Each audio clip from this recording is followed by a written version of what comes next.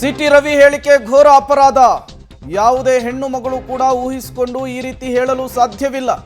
ಬಿಜೆಪಿಗರು fake encounter ಅಂತ ಇದ್ದಾರೆ.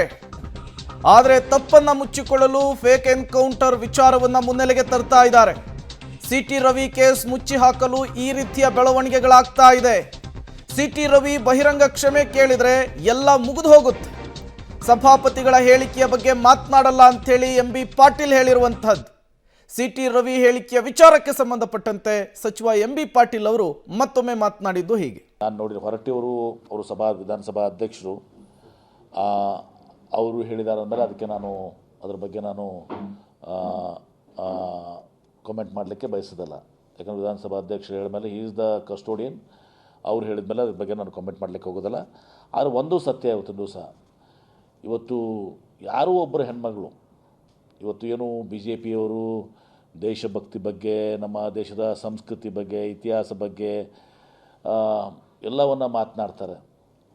ಈ ಒಂದು ಪದ ಏನು ಪ್ರಯೋಗ ಮಾಡಿದ್ದಾರೆ ಸಿ ಟಿ ರವಿಯವರು, ಆ ಪದ ಬಹುಶಃ ಯಾವ ಹೆಣ್ಮಗಳು ಕೂಡ ಇವತ್ತಿನ ದಿವಸ ಅವರು ಸೃಷ್ಟಿ ಮಾಡ್ಕೊಂಡು ಹೇಳುವಂಥ ಪದ ಅಲ್ಲ ಅದು. ನನಗೆ ಹಿಂಗೆ ಅಂದಿದ್ದಾರಂತೆ ಯಾವ ಹೆಣ್ಮಗಳು ಕೂಡ ಅನ್ನಲಿಕ್ಕೆ ಸಾಧ್ಯ ಇಲ್ಲ. ಸೃಷ್ಟಿ ಮಾಡ್ಕೊಂಡು ಯಾರಾದರೂ ನನಗೆ ಹಿಂಗೆ ಅಂದಿದ್ದಾರೆ, ಆ ಪದ ಅಂದಿದ್ದಾರೆ ಅಂತ ಯಾರಾದರೂ ಹೇಳೋಕ್ಕೆ ಸಾಧ್ಯ ಇದೆಯಾ? ನೀವು ವಿಚಾರ ಮಾಡಿ, ಸಾಧ್ಯ ಇದೆಯಾ ಆ ಪದ ಉಪಯೋಗಿಸ್ಲಿಕ್ಕೆ? ಯಾರಾದರೂ ಈ ರೀತಿ ಷಡ್ಯಂತ್ರ ಮಾಡಬೇಕಾಗಿದ್ದರೆ ಈ ಪದ ನನಗೆ ಬಯಸಿದ್ದಾರೆ ಅಂತ ಹೇಳ್ಕೊಂಡು ಯಾವ ಹೆಣ್ಮಗಳು ದಿವಸ ಮಾಡಲಿಕ್ಕೆ ಸಾಧ್ಯ ಇದೆ? ತಾವು ಕುಲಂಕಷವಾಗಿ ವಿಚಾರ ಮಾಡಿ, ಸಾಧ್ಯ ಇದೆಯಾ ಅದನ್ನು? ಹೀಗಾಗಿ ಆ ಪದ ಬಳಸಿರುವಂಥದ್ದು ಭಾಳ ಅದು ಇವತ್ತು ಯಾವುದೇ ಹೆಣ್ಮಗಳಿರಲಿ, ಯಾವುದೇ ಹೆಣ್ಮಗಳಿಗೆ ಇವತ್ತು ದಿವಸ ಲಕ್ಷ್ಮೀ ಹೆಬ್ಬಾಳ್ಕರಲ್ಲ, ಯಾವುದೇ ಒಂದು ಹೆಣ್ಮಗಳಿಗೆ ಆ ಪದ ಉಪಯೋಗಿಸಿದರೆ ಅದು ಘೋರವಾದಂಥ ಅಪವಾದ. ಅದು ಯಾರಂದರೆ ಚಿಂತಕರ ಚಾವಡಿಯಲ್ಲಿ, ಮೇಲ್ಮನೆಯಲ್ಲಿ, ವಿಧಾನಸಭೆಯಲ್ಲಿ, ವಿಧಾನ ಪರಿಷತ್ನಲ್ಲಿ ಬಳಸಿದಂಥ ಅದು ಭಾಳ ದೊಡ್ಡ ಅಪರಾಧ, ಭಾಳ ಕೆಟ್ಟ ಸಂಸ್ಕೃತಿ ಅದು.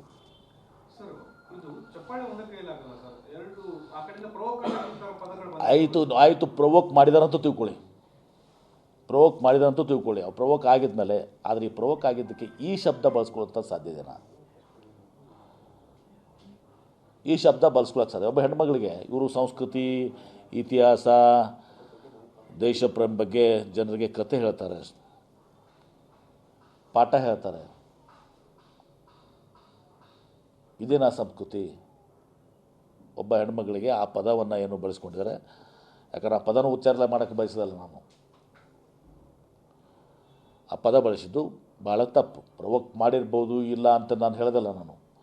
ಆದರೆ ಈ ಪದ ಬಳಸುವಂಥದ್ದು ಕೆಟ್ಟ ಪದ ಆಯಿತು. ಅದು ಸಿ ಟಿ ರವಿಯವರು ಮಾಡಿದಂಥ ಭಾಳ ದೊಡ್ಡ ತಪ್ಪದು. ನಾವು ಅದನ್ನು ಖಂಡನೆ ಮಾಡ್ತೇವೆ.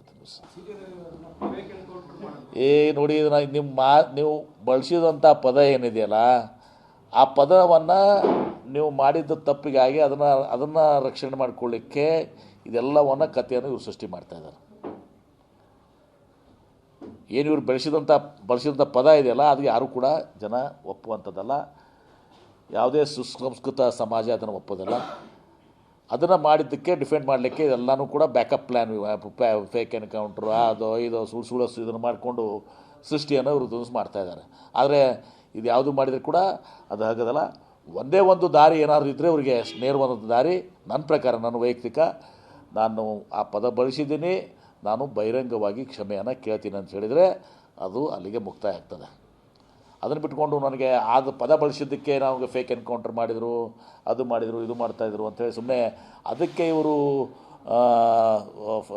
ಫೇಕ್ ಕೌಂಟ್ರ್ ಮಾಡೋಕ್ಕೆ ಹೋದರೆ ಅದು ಉಪಯೋಗ ಆಗಂಗಿಲ್ಲ. ಅದು ಫೇಕ್ ಕೌಂಟ್ರ್ ಇದು.